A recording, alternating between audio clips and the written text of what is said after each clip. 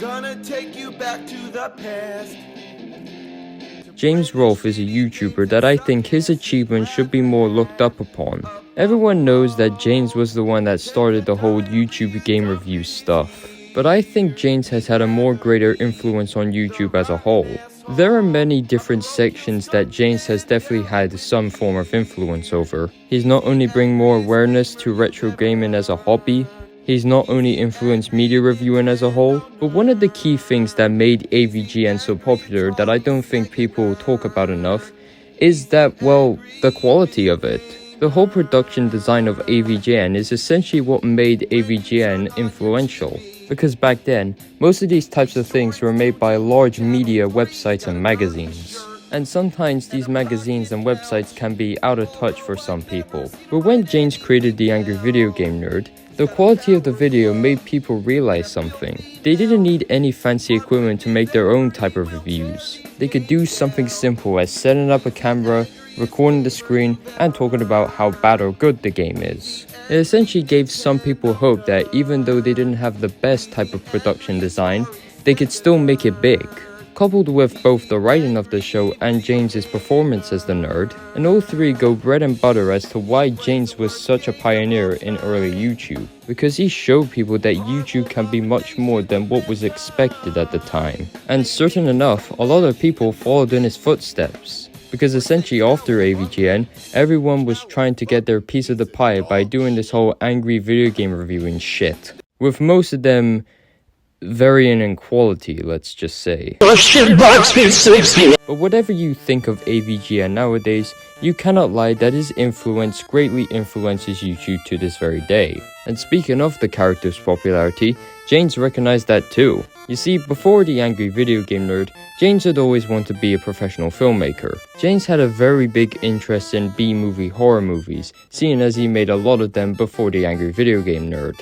And due to this popularity, James realized that it was time to make his first feature film. And so with 8 years in the making from 2006 to 2014, James would release his first feature film called Angry Video Game Nerd, the movie. And the crowd was divisive, in the sense that some people liked the movie and some people hated it.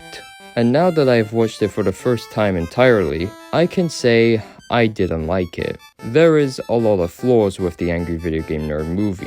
This is gonna be a very long video, so I suggest you strap your seatbelts in and hold on to your hats, because we are about to be delving into some shitload of fuck. Part 1, My Story. So what is the AVGN movie about? Well, I am so glad you asked because there is a lot to unpack here. So the movie is about the nerd character. He's pretty much an internet celebrity because of how funny his game reviews are. But he's becoming dissatisfied with the nerd because he's basically spawned a whole load of people who are buying bad games instead of avoiding them. But when Cockburn Industry creates E.T. 2, a sequel to the infamous E.T. game on the Atari 2600, the fans essentially want James to play the game and also the original game, which is something James has never wanted to play in his life due to past trauma. But when he catches wind of a myth that unsold ET cartridges were buried in a desert in New Mexico, he and his friend Cooper and his associate Mandy set out to New Mexico to prove the theory is not real. However, his investigation is interrupted when he is being caught under the tail by General Dark Onward, who believes the group are wanting to investigate Area 51 and he does not want them to do that. God, that was a mouthful, which is why I'm going to be talking about that in my first pointer. Because for a movie about the AVGN, this plot is just way too complicated. Now, I could give some credit to James about not making this just an extended episode of the web series, but it's another thing when the ideas that James incorporates into the script aren't executed very well. Because this movie is trying to juggle a lot of genres. It's trying to be a sci-fi, a comedy, an adventure, a kaiju, and a conspiracy film. And not one of them is executed very well. So it basically just turns the film into a cringy skit instead of an actual movie. Another problem that this film has is that it's clearly made for fans. This isn't necessarily an issue because, well, you have to give what the fans want to have. But it becomes a problem when you alienate your outsider audience. The AVGN movie doesn't do it to a degree where I say it's completely unwatchable, but the introduction he wrote for the nerd in the movie is really piss poor. James essentially introduces the character as being a stereotypical nerd, one who is an internet celebrity with millions of fans, and one who works at a game store, accompanied with his friend Cooper. And do we learn anything interesting about the character? No! The only quirk we really get introduced to is his gross analogy and his hate for ET, and pretty much just nothing else, so we just end up with a very boring protagonist. And speaking of ET, that leads me on to my next pointer about the whole ET conspiracy thing being added to the plot. You see, the ET game in the movie is not actually called ET, it's E with 3 E's and T with 2 E's. Of course, this is due to copyright because ET is owned by Universal. But the problems arise when you realize this movie is based off of the myth that Atari buried a load of ET cartridges in New Mexico. I don't want to go on for too long about this myth, but I'll just give you the brief rundown. Atari produced a load of cartridges for ET to capitalize on the movie. They overestimated, as even though the game sold 1.5 million, they printed 5 million. This not only caused a huge loss for Atari, but also for the video game industry as a whole. ET was one of the main culprits behind the video game crash of '83, and because Atari was basically going under as a company because of this, they went and buried a load of games in a New Mexico landfill, which included the unsold cartridges for ET. So that is the whole myth that the movie is loosely based on. So what is the problem? Even though the movie uses a parody of ET, it still tries to sell itself as the real thing. The movie literally starts with recounting the urban legend, but the only thing it gets wrong is that it doesn't use the actual ET. It's not a huge problem, but it shows a clear misdirection in the script. Because if it's clear that you cannot get the copyright to ET for your movie that is based off of the urban legend, then don't include it. Don't even try selling the replacement as the real thing, cause it just doesn't work. Either have it loosely based or just don't include it at all. Part 2. More characters.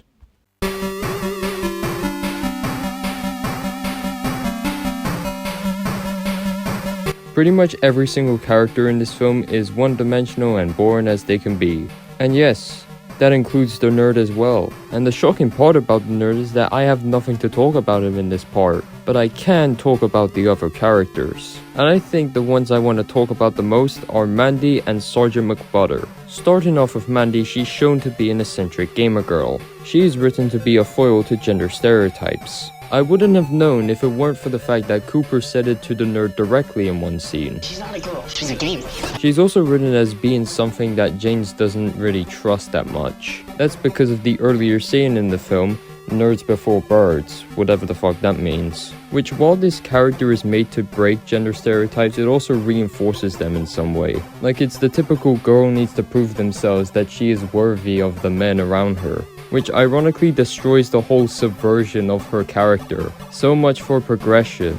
And speaking of Sergeant McButter, she also has the same archetype as Mandy, where like Mandy, she's presented as a foil to gender stereotypes, while the men around her are significantly weaker in terms of intelligence. She's not as blandly written as Mandy, but she's also very boring, so there's nothing really to talk about. But what I really want to talk about is gonna be in the next section.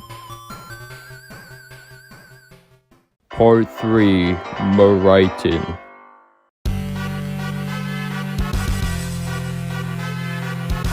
My oh my, the writing in this film. There are way too many flaws with the writing. So let me try talking about it in a very coherent manner. First problem, the nerd written as a celebrity. So in the script, James decided to incorporate some of his real life aspects to the nerd.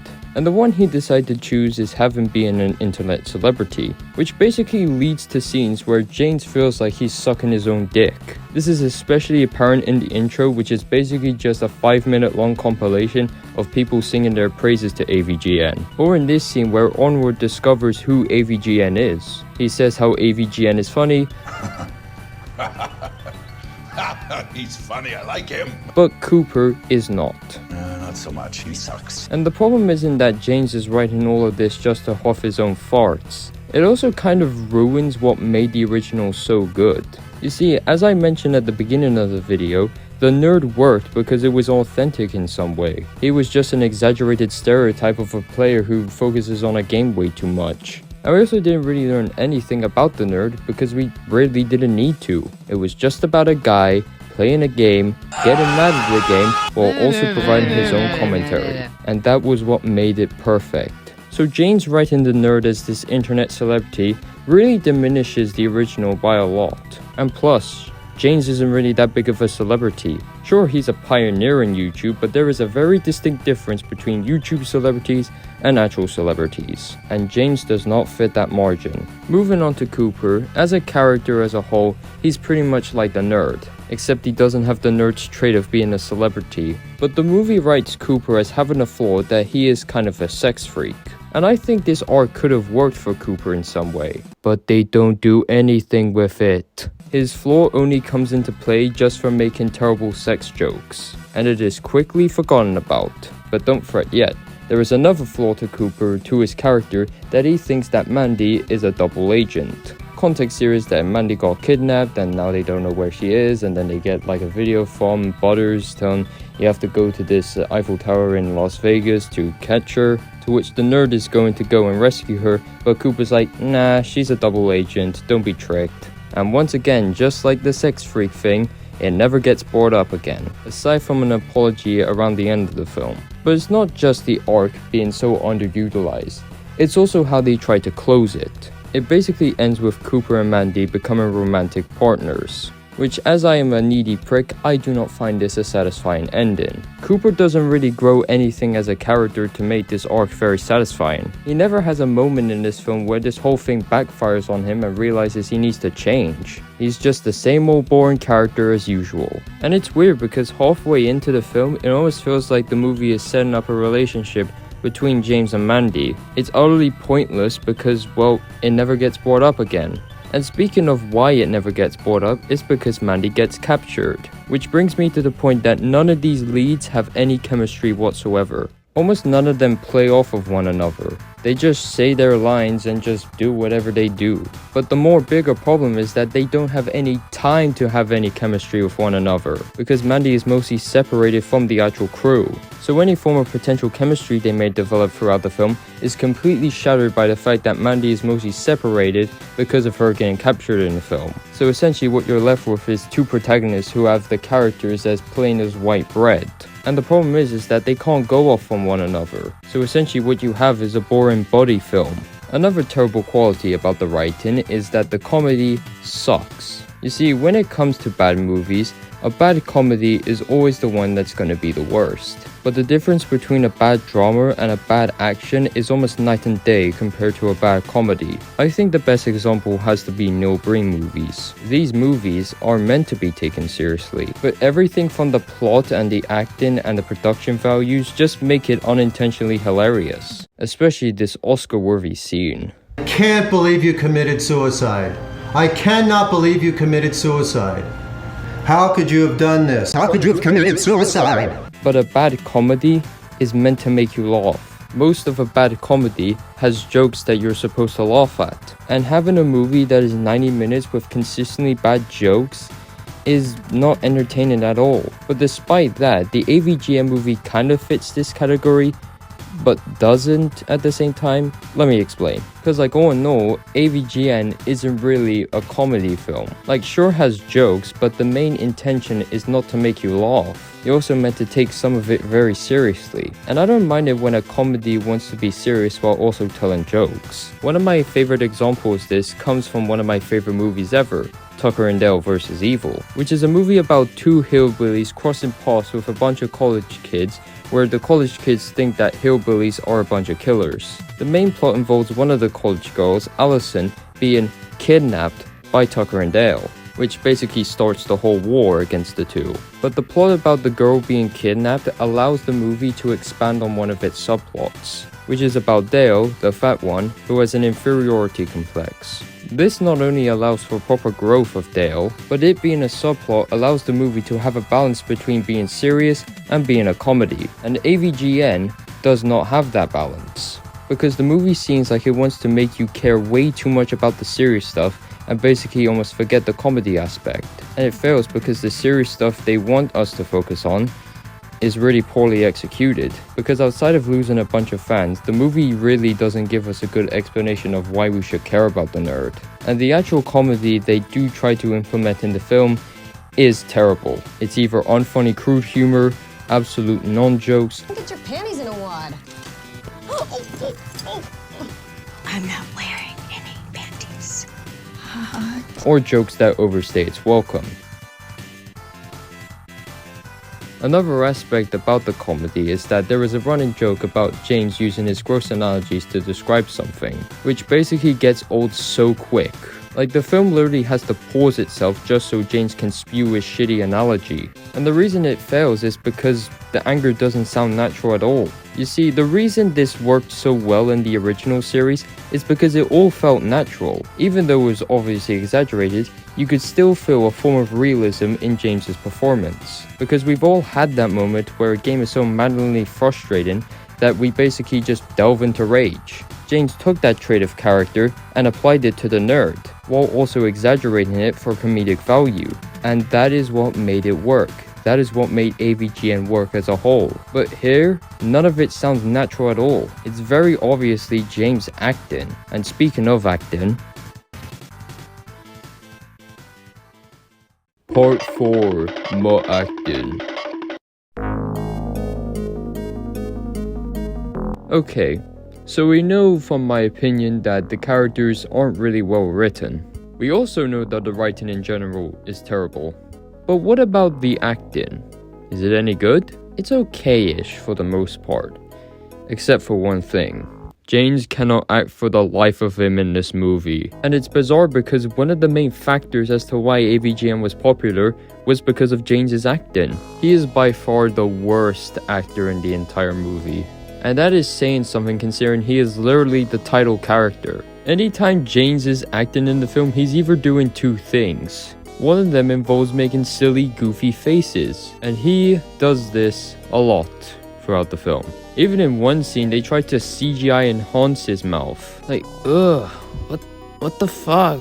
Why does it look like that? And why does he feel the need to do this almost all of the time? I know he may be trying to do this face on purpose for comedic value, but it all falls apart when you realize that he's constantly doing this expression even in the scenes that are supposed to be taken serious. Like in the scene with the aforementioned CGI enhancement face. This is a scene at the site where the nerd is trying to tell his fans that there are no cartridges buried underneath the landfill. And it all starts working out until Howard comes in and tells people the opposite. This is a part where the stakes are supposed to rise. He now has to convince the opposite of what Howard just said to his fans. But all of the tension is just completely ruined by James's goofy expression. And when he's not making any goofy expressions, he's basically just there.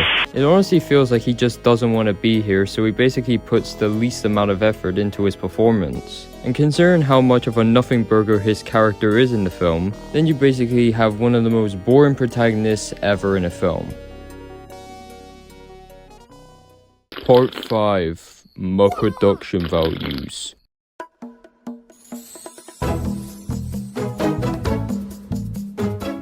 Now, for the first part in this section, I'm gonna be playing the devil's advocate here and say that this movie does not look good at all. And yes, I know that it was a low budget film, but how do you have $325,000 and yet the cinematography looks no better than a YouTube video? Heck, I think it even looks worse than the actual series. And this is supposed to be the upgrade to the series, not the downgrade. Alongside that, some of the shots in the film are just so ugly to look at. I think the worst contenders for the worst looking color grading in the film have to be when the nerd is captured in Area 51 and this scene in Dr. Zambar's house with Mandy and the nerd. One of them looks like it's drenched in piss, and the other one, I can't even describe how terrible it is. How did anyone find this acceptable? And yes, I know I am criticizing a film that has a low budget, but that doesn't excuse how absolutely awful these scenes look. were they really short on cash when it came to lighting? Which may be true because this moves on to the next pointer that I have in the production values point. You see, in some parts of the film, you can clearly tell that they invested a lot of the budget into it, whether it be from a mega robot kaiju called the Death Mozix to a carnival dream sequence with zombies, alongside puppetry for E.T. and also some miniature shots throughout the film. Considering the budget that this movie had, I don't think some of these scenes are inherently bad. I mean, hey, if they managed to cram all of that into a low budget film, kudos to them. But the issue with these types of scenes are they really necessary? Like, sure, they look cool to look at, but none of them almost add anything to the plot. You could cut stuff out like Death Mozix and the zombie carnival scene, and nothing would really change story-wise. And I think the two examples should be a message to first-time directors, which is to not put all of the eggs in the basket when you're making your first film. James technically knows how to make both a video and a short, but those pieces of media are very different from a feature film. James's problem that I see with the AVGN movie is that he was too overconfident with it. I mean, hey, he managed to raise over $325,000 from fans. But how James decided to handle that money was really stupid. Not only did he invest the money into these types of sequences, but he also spent some of the budget filming in California, which is stupid considering how expensive it is to film in California, and even more stupid when you realize that James is from Philadelphia, which means James must have spent some of that budget on a stupidly long road trip. It's all such a shame because James really wanted to be a professional filmmaker in his eyes, but when he finally gets that opportunity, he basically squanders that by making the most stupidest decisions ever, and that is why I think James's decisions should be a lesson to first-time directors. Final part, my finale.